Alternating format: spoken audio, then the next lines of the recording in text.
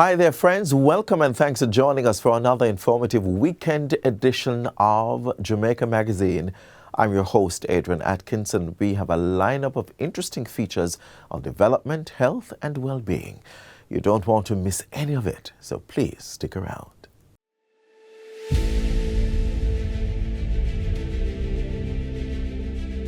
Are you an entrepreneur producing an excellent Jamaican product or service? Did you know you can earn hard currency and more significant returns by exporting? Contact the Ministry of Industry, Investment and Commerce to help propel your business along the export lane. Everything you can produce, the Jamaicans overseas want it. We're not going to get rich by just bringing down the debt. We're going to get rich by exporting a lot more. So grow exports, create job opportunities, drive economic growth through exports to make Jamaica a richer and much more prosperous country.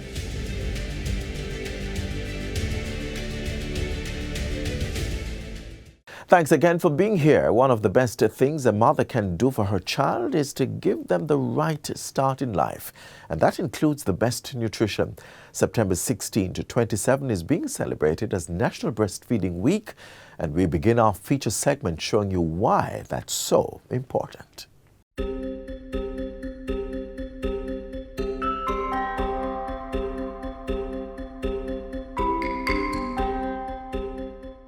Every child has the right to enough nourishing food to grow well and flourish. For the very young, breast milk remains the best food source. Data from the World Health Organization shows that breast milk, as the natural first food for babies, provides all the energy and nutrients that the infant needs for the first 6 months of life.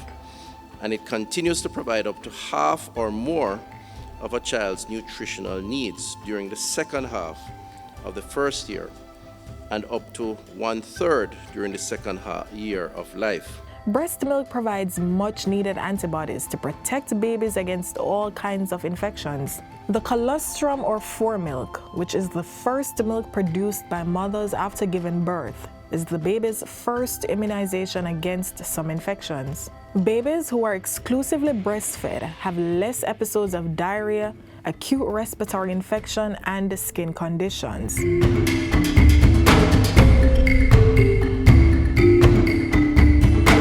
Appropriate breastfeeding practices, therefore, have the potential to reduce infant mortality in children ages 5 years and younger by 14%, while appropriate complementary feeding up to 2 years of age is capable of preventing an additional 6% of deaths in this age range. Breastfeeding also establishes a close, loving bond between mother and baby.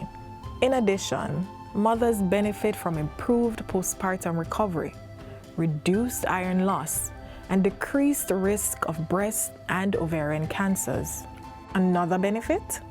Mothers need not spend on infant formulas, which can be a huge financial burden. Breastfeeding is a universal solution that has proven to improving the health, well-being, and survival of women and children around the world.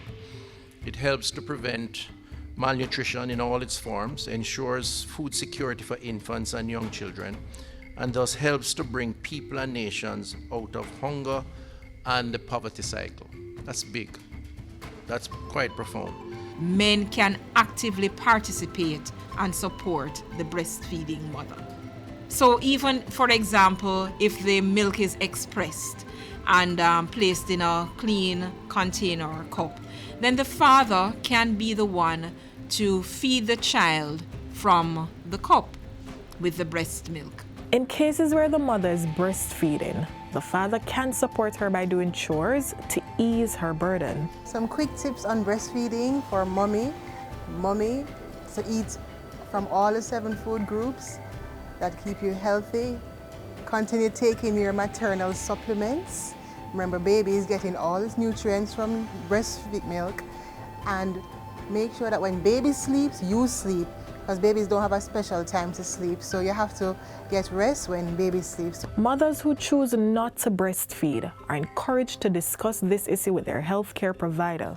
Individual counseling on breastfeeding is important for dispelling any myths or concerns. And we need to embrace the traditional approaches as it relates to lactating mothers, as it relates to development of our newborns. And there is very little technology that is going to change that reality, that the breast is best and is still the best. Medical experts recommend the initiation of breastfeeding within half hour of birth. Do not give newborns any food or drink other than breast milk unless medically indicated. And encourage breastfeeding on demand. Also, don't give artificial teats or pacifiers to breastfeeding infants.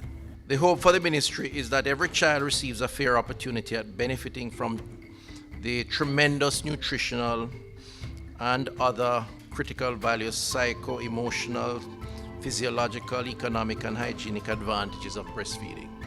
Do what's best for your child. Breastfeed and give them a healthy start to a long life.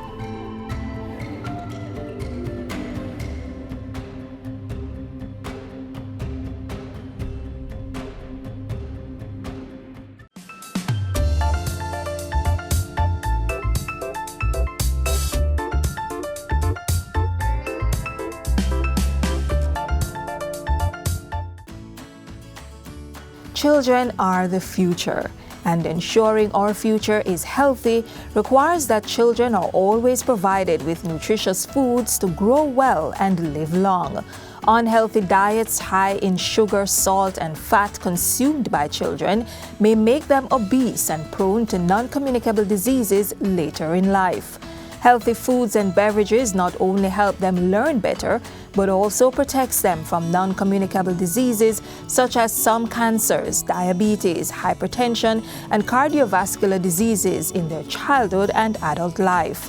So, whether it's at home, in the lunch bag, or at school, let's make healthy foods and beverages for our children the only rule.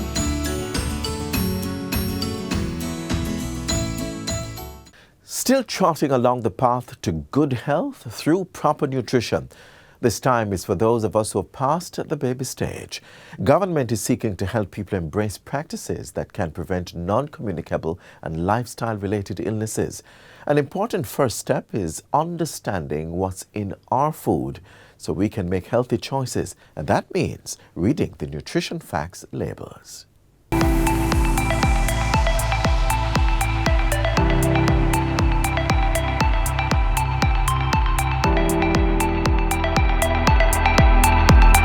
Part of maintaining good health is knowing our nutritional requirements and what is in the foods we consume. When we know, we are able to make better choices about what we eat and empowered to avoid non-communicable diseases (NCDs) such as diabetes, hypertension, cancers, and cardiovascular diseases like stroke and heart disease.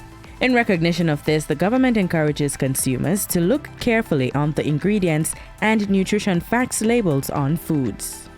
NCDs is a national crisis, and what and how we eat is a contributory factor to developing or worsening. Our message, healthy eating, active living, read it before you eat it, places emphasis on educating and empowering people about the choices made for food consumption. In keeping with our vision for a healthy Jamaica, our goal is to equip Jamaicans to read food labels in order to make healthier food choices.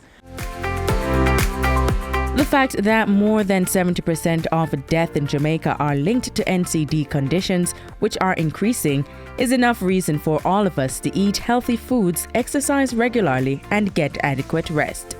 Like sweet music to the soul, the healthy living message must resonate, and the Ministry of Health is chiming through the airwaves with its public awareness campaign.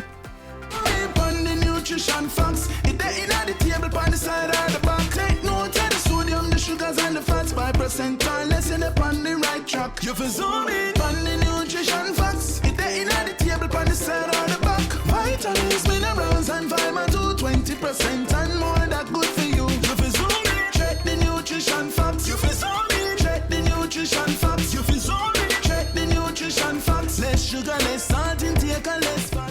It is our collective responsibility to take stock of the health impact of excesses in sugars, salts, and fats, and take steps to reduce consumption. The Ministry of Health and Wellness, through the Nutrition Facts Panel media campaign, is fast-tracking its response to the scourge of non-communicable diseases (NCD) by getting more Jamaicans to zoom in on what's in their food. The campaign is a collaborative effort of the Ministry of Health, the Heart Foundation of Jamaica, National Health Fund, and the Jamaica Association of Professionals in Nutrition and Dietetics. I think this is a great start, and it supports the other things that we're doing, like school nutrition policy, the physical activity program, the elimination of trans fats, and so on. We have to see it all related and linked and make the push to get it working. Preliminary findings of a recent baseline evaluation survey for Nutrition Facts Panel Education campaign show that while 70% of Jamaicans have a general awareness of Nutrition Facts Panel and 69% express a positive attitude towards them, only 30% are able to accurately interpret and apply the information on them. Ingredients on food labels are listed from the greatest to the least amount of nutrients. Pay attention to things like fats, sodium, and sugar, of which you are to consume a percentage daily value of 5% or less. Keep these in mind as well. The general daily limit of added sugars is 6 teaspoons or 24 grams for women and children, while for men it's 9 teaspoons or 36 grams. Your fat intake should be 6 teaspoons or 30 grams, including 13 grams for saturated fat. The general daily limit for sodium is less than 1 teaspoon or 20 grams. It's also recommended that we reduce consumption of foods that have a percentage daily value greater than 20%. Choose foods that are high in dietary fiber, minerals such as iron, calcium, magnesium, and potassium, and vitamins. Go for products with percentage daily values greater than 20% for these nutrients. It is important that Jamaicans learn to read and interpret the Nutrition Facts Panel with its information on serving sizes, calories, nutrients, and percent daily value for the individual intake. This will empower people to choose foods that allow them to maintain energy and the appropriate nutrient requirements, particularly sugars, salts, and fats. So, next time you go shopping, remember to read it before you eat it. And don't just read it, do so and make the best nutrition choice for your good health.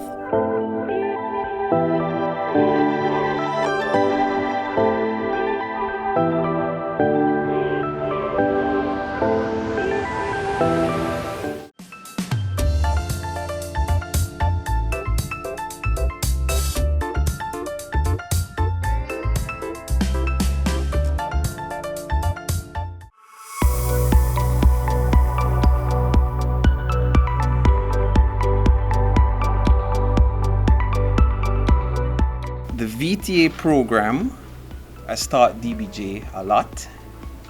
We do recognize in times we have to pivot from our experience, and using the lessons learned, we chart a new course. Following the lessons learned, we have now developed the Gemini Program. This program is designed to support the growth and development of MSMEs, enabling them to improve their operational efficiency, enhance their marketing competitiveness, access finance, and ultimately increase their chances of success. This program, as highlighted, is a strategic partnership between the DBJ and the JBDC, and especially its network of small business development centers, SBDCs, that are spread across the island. MSMEs onboarded on this program will be assessed. A work plan will be created by the JBDC to support and move each MSMEs along the business life cycle. All MSMEs accessing the Gemini program will be assessed, tiered, and placed in one of 4 business development programs that are currently executed by the JBDC. MSMEs will benefit from closer guidance, hand-holding, and training in addition to the specific needed grant support for example, their business plan, their financial statement, or digital services. Under the Gemini program, DBJ and the JBDC will also work to expand its registry of consultants, business development services, to better provide the diverse skill set and services needed by the MSMEs. A key component of the program is the assessment of the MSMEs to ascertain their needs and address them to increase their capacity. The JBDC network consists of 14 SBDCs, which are located island-wide. MSMEs will be able to receive technical assistance no matter where in the island of Jamaica they are. The DBJ will support each MSMEs by covering up to 80% of the cost of the program that has been developed by the JBDC. I'm happy to advise that interested MSMEs can now apply to the program via www.dbjgemini.com. Then that will be channeled through JBDC. Robust assessment will be done. Appropriate program will be developed accordingly based on where you are and facilitate your movement from point A to point B.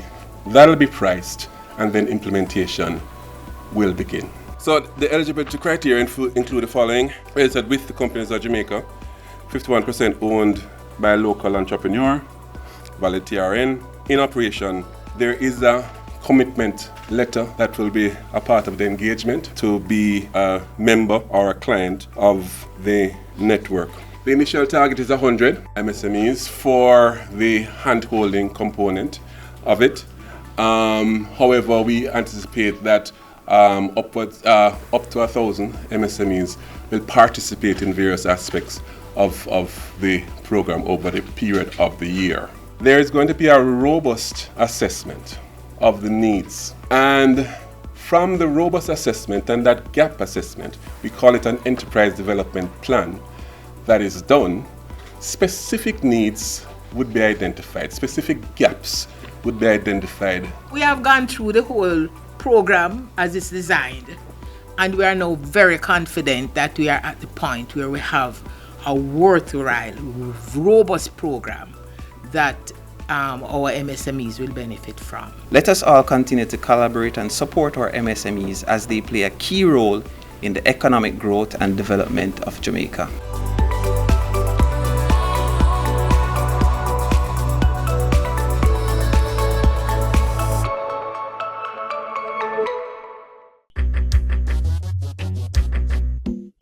Nutritious food, succulent dishes, superior workmanship, and excellent service. Jamaica is on the go.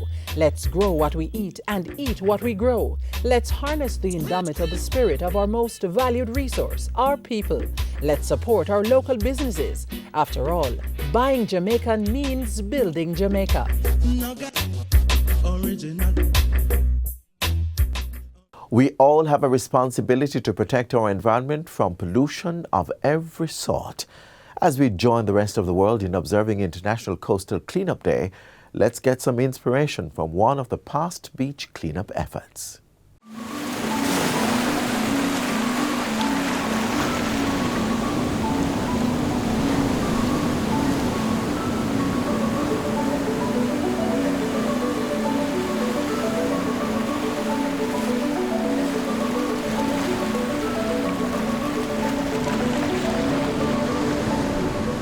For us, it's not just a beach cleanup.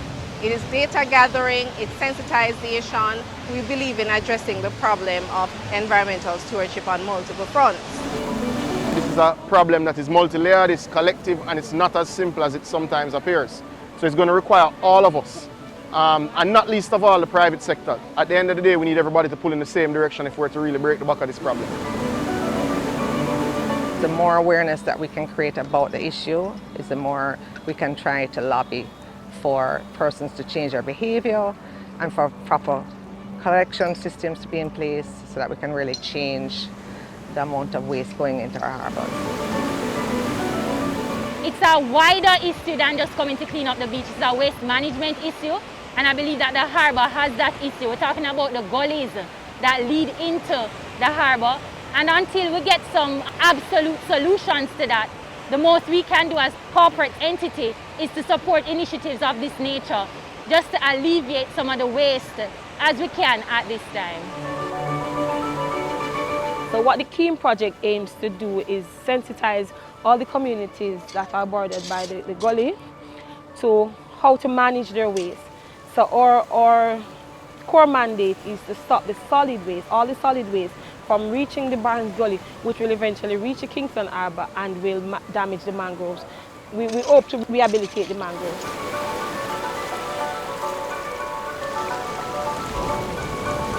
We've not developed since independence in a structured, well-planned manner. And the effects are seen everywhere. It's with your water waste, your liquid waste, your effluent, and indeed the solid waste that you can see. We have a lot of work to do. There's no nice way to put it. And we're going to have to invest very heavily on the appropriate infrastructure to keep waste out of our waterways, while ensuring that we also upsize the size of our fleet that NSWMA operates to be able to collect from persons. That, however, doesn't take away the personal responsibility that citizens bear. You don't have to take the easy way out and throw something in a gully or a drain or a waterway. We need to insist that our neighbors, our friends do the right thing, which is if you have to hold your waste a little longer until you get closer to a bin, please do so. This is literally crippling the potential of the Kingston Harbour.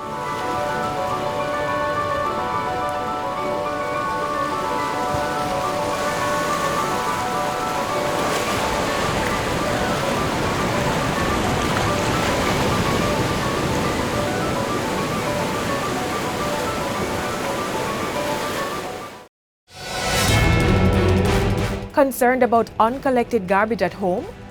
Do you see garbage piling up on the streets? Then report it. Use the National Solid Waste Management Authority's mobile app to report instances of littering, illegal dumping, and uncollected garbage. From anywhere and at any time, be an environment warden by informing the authority of unsightly solid waste. You will be notified when your report has been received by the NSWMA, as well as when the matter is resolved. Download the app from the iOS or Android app stores by typing in NSWMA.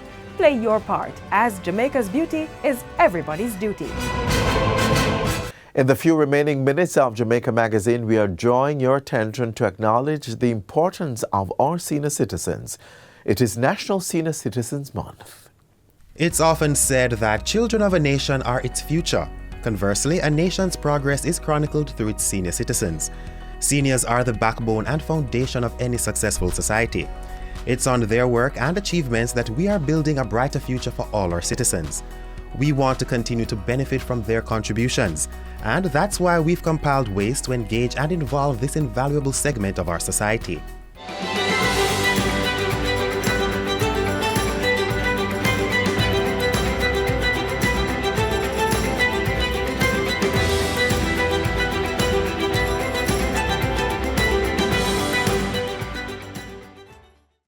Did you know adults aged 60 years and older in Jamaica are called older adults?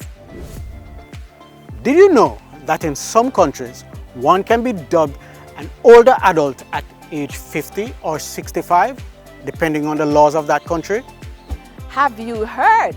The world's population is aging. The World Health Organization has declared that by the year 2050, adults aged 60 years and older will number 2.1 billion. Here in Jamaica, older adults are the fastest growing segment of the population, moving from 6.7% in 1960 to 12.6% in 2015. That's why it is very important that we incorporate our seniors in the decision-making process to give advice on social issues as well as benefit from their labor. To capitalize on this effort, the United Nations and the World Health Organization have declared 2020 to 2030 as the decade of healthy aging. This simply means giving older adults the opportunity to be and do things they value throughout their life, while being free of disease and infirmity. In Jamaica, the National Council for Senior Citizens has earmarked the last week in September annually as Senior Citizens Week. The last Sunday in September is observed as Grandparents' Day, and every year on October 1, the world celebrates International Day of Older Persons. We want to incorporate our seniors in all that we do. Here's how you can get involved and be an ally to them. If you are a caregiver or a family member, remember, incorporate the older adults in the decision making. For example, what to eat or what to wear. Utilize their help in situations.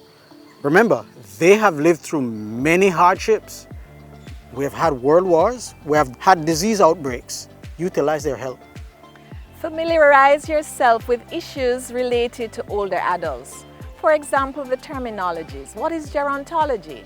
Gerontology is the science and comprehensive study of older adults and the issues concerning them. Healthy aging and good health is not just the absence of disease. However, it requires an opportunity for older adults to be active, to enjoy the things that they've always enjoyed doing, break the intergenerational gap. Seniors would love to be able to talk to you and have you listen to them. Volunteer your time to seniors, be it in an old age home or an infirmary. Carve out some time to spend with an older family member. Older adults have a sexual appetite. Don't discriminate. Remember, seniors are adults. Don't treat them like a child. Don't abuse them. Ask yourself the question, what can I do for an older adult today? Researchers. Studies show that most research do not involve older persons. Community leaders. Be an advocate for the older person in your community today. See to it that they are prepared for the social activities so they can go out and be participatory in what's happening in the community. Young people, what can you do? Just be there, be present, listen to their stories. Teach them the newer technologies that will allow them to communicate and stay in touch with family and friends that are far away. Just be there. Be available for our older adults today. Seniors are our portal to the past, a guide to the future, and most important, a resource in the present. They are an invaluable part of our society. Let's treat them with the respect and love they deserve. For more information on Senior Citizens Week and how you can be a part of an older adult's life, call the National Council for Senior Citizens at 876-906-9277. Mosquitoes will breed in containers that hold water. Tightly cover water storage containers such as drums, buckets, and tanks, or cover the water surface with cooking oil. Punch holes in all tins, plastic containers, and boxes to prevent the collection of water before disposal. Cover old tires or fill with dirt. Scrub all vases once per week to remove mosquito eggs and dispose of garbage by placing in plastic bags. Do your part to prevent mosquito breeding. A message from the Ministry of Health. And this is where we leave you for Jamaica Magazine for today. Be here on the same station tomorrow for more you don't want to miss. Until then, there are lots to watch over on our website at jis.gov.jm. On behalf of the entire production team, I'm Adrian Atkinson. Walk good.